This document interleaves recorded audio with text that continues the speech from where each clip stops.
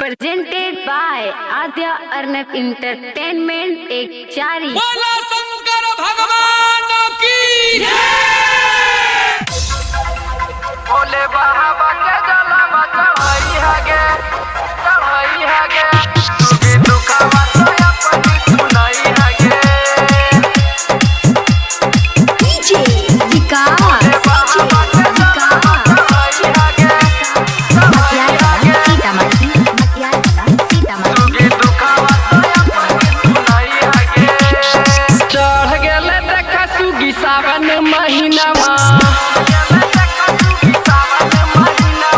कर लेना तू भोले बाबा के भजनवा हे गई।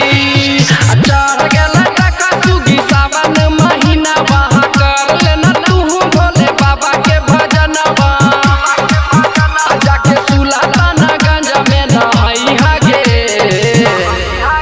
आ भोले बाबा के जलावा चढ़ाई हागे सुगी दुखावा तो अपन सुनाई हागे आ भोले बाबा के जलावा चढ़ाई हागे सुगी दुखावा तो अपन सुनाई हागे।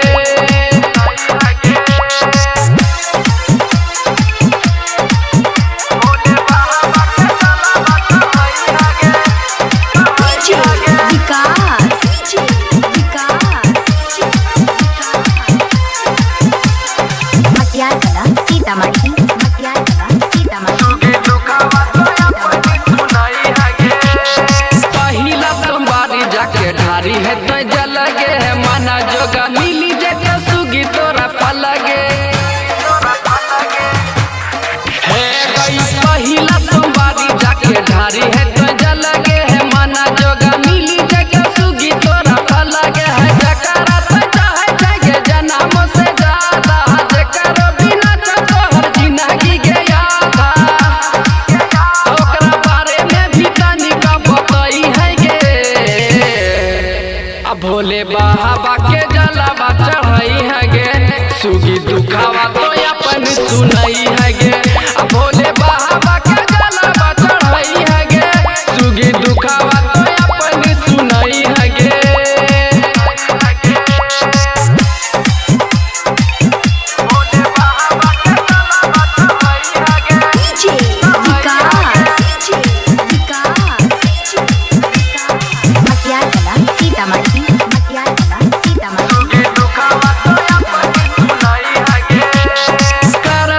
पार्वती महारानी महल में चली जाए भाई छोड़िए के चानी हे गई सुनाना करत दया पार्वती महारानी महल में चली जाए भाई छोड़िए के चानी। तोहरा पे करता बोले उपकार के है या बाकी लगन में न रहबे कुमार के ऐसा महज के जिंदगी बीतई है गे। आ भोले बाबा के जलावा चढ़ाई हागे सुगी दुखावा तो अपन सुनाई हागे। आ भोले बाबा के जलावा चढ़ाई हागे सुगी दुखावा तो अपन सुनाई हागे।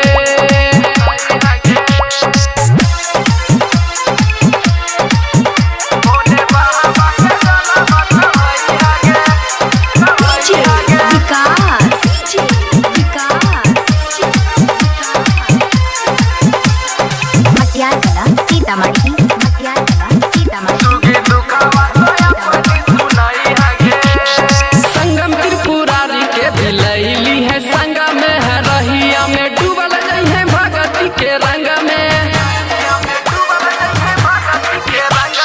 संगम त्रिपुरारी के दिलैली है संग में है रहिया में डूबल जाई है भगती के रंग में। नारा लगल जाई है तू महादेव के डीजे बजावे खातिर लाई है विकास के।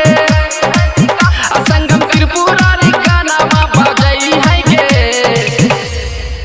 आ भोले बाबा के जलावा चढ़ाई हागे सुगी दुखावा तो अपन सुनाई हागे।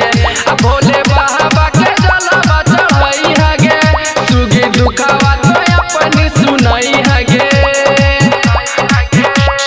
आद्या अर्नब रिकॉर्डिंग स्टूडियो एक चारी।